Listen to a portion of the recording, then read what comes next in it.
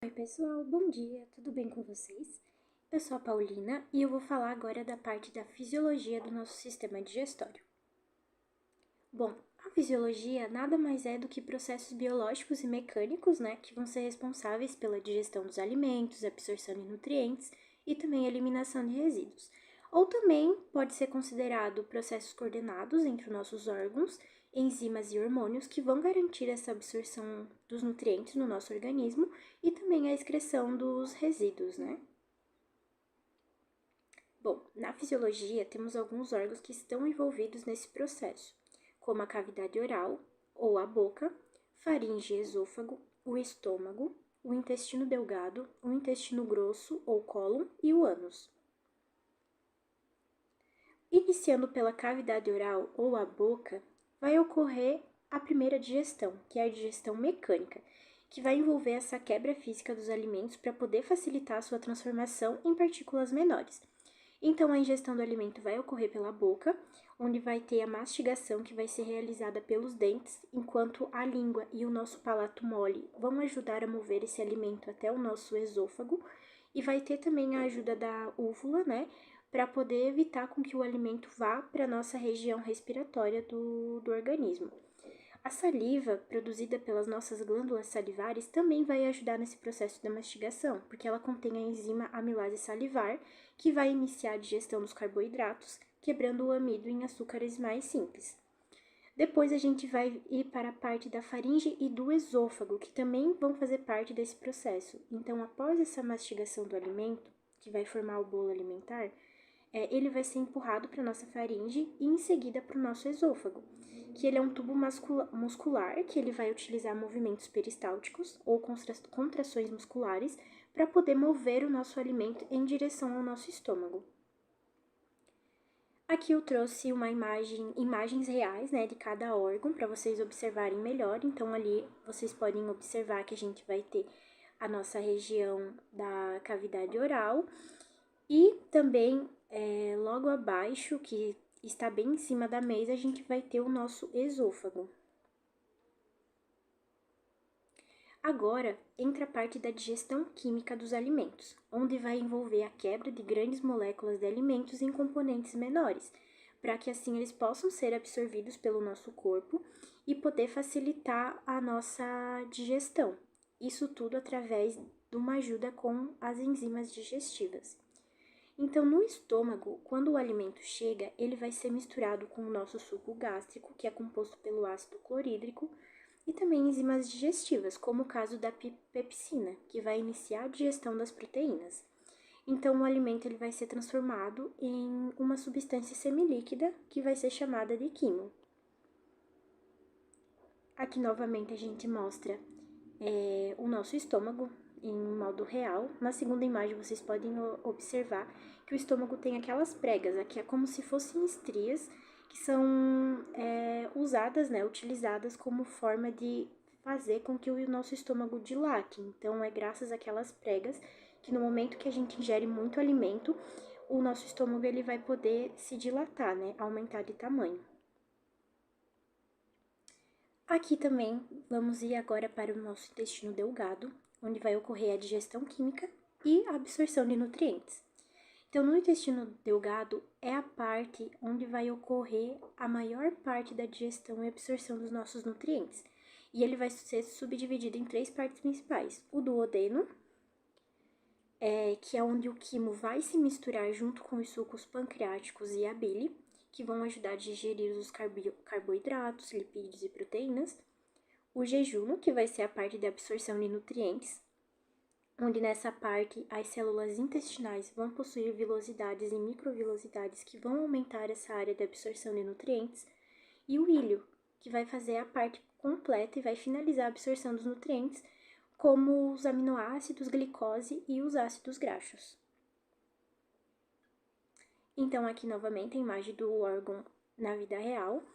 E falando um pouco sobre cada componente, a gente começa pelos carboidratos, onde eles vão ser quebrados em glicose, esses nutrientes absorvíveis, vão ser quebrados em glicose, que vai ser absorvida pelas nossas células intestinais e transportadas para o nosso sangue. as proteínas, que vão ser decompostas em aminoácidos, que também são absorvidas e transportadas pelo sangue, os lipídios, que vão ser quebrados em ácidos graxos e glicerol, e que vão ser absorvidos e transportados pelo nosso sistema linfático.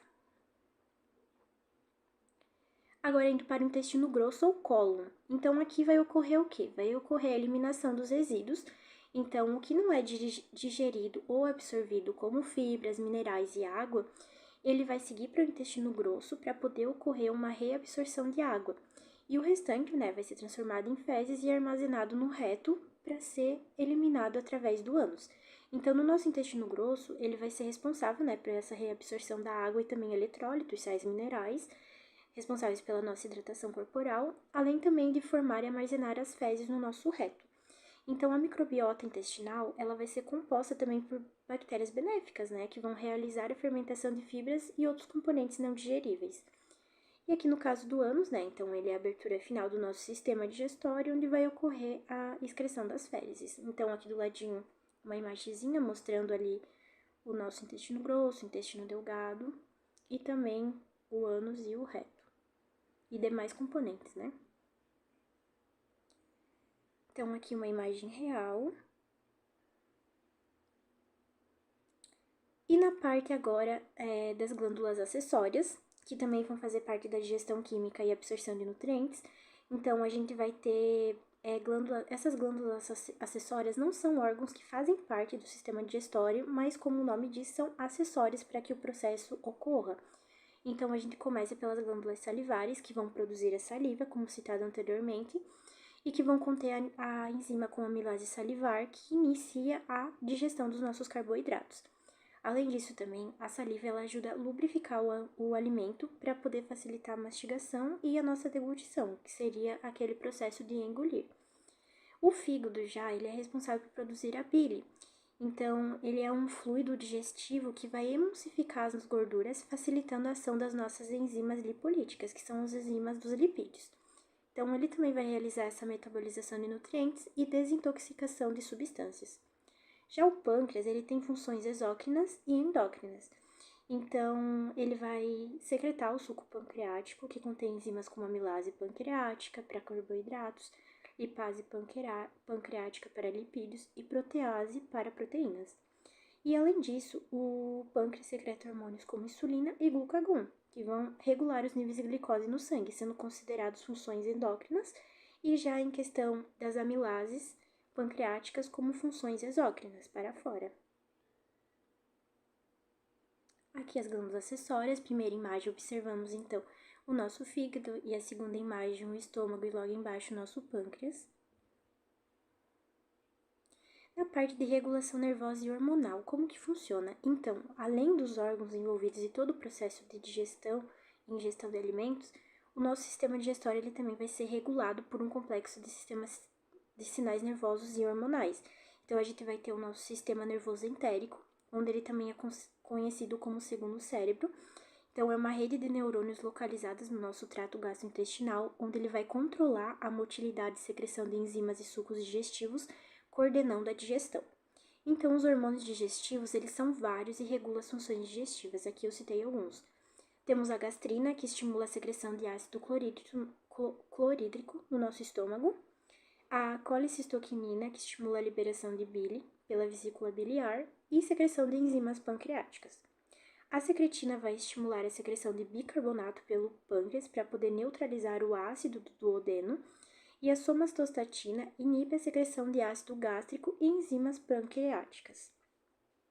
Agora, falando em específico de um hormônio, que é a motilina, que vai fazer parte da patologia gastroparesia, que foi o tema que a gente pegou, ele vai ser um hormônio que vai desempenhar um papel crucial na fisiologia do sistema digestório, principalmente na motilidade gastrointestinal, ou seja, na mobilidade do sistema em si por conta própria. Então, ela é liberada pelas células enteroendócrinas do duodeno e jejuno proximal e atua como um potente estimulador das contrações musculares lisas do nosso trato digestório. Então, as funções dela é a estimulação da motilidade, onde vai aumentar essa atividade contrátil dos músculos lisos do esôfago, do estômago, intestino delgado e colo, promovendo o movimento de alimento ao longo do trato digestório. Complexo motor migratório, que é um dos principais componentes, né? É um padrão de atividade motora que vai ocorrer entre as refeições, ajudando a limpar o nosso trato gastrointestinal, digestório, né? De resíduos não digeridos e preparando para a próxima refeição. O esvaziamento gástrico está relacionado com a gastroparesia, que é um processo de acelerado esvaziamento gástrico, então um processo de transferência do alimento do estômago para o nosso intestino delgado. Ação na vesícula biliar e esfíncter esofágico, que é a contração da nossa vesícula biliar e aumentar essa pressão no esfíncter esofágico inferior. Regulação da secreção e de outros hormônios, que é influenciar essa liberação, como os polipeptídeos pancreáticos e a somatostatina, né? E por fim, o ciclo de secreção, que geralmente é secretado de forma cíclica, a motilina, com níveis mais altos durante os nossos períodos interdigestivos, que é entre as refeições, e durante o nosso sono. Então, essa foi a minha parte. Agora vocês vão ficar com a gastroparesia causada pela Ozempic, que vai ser falado pela Daniele. Muito obrigada.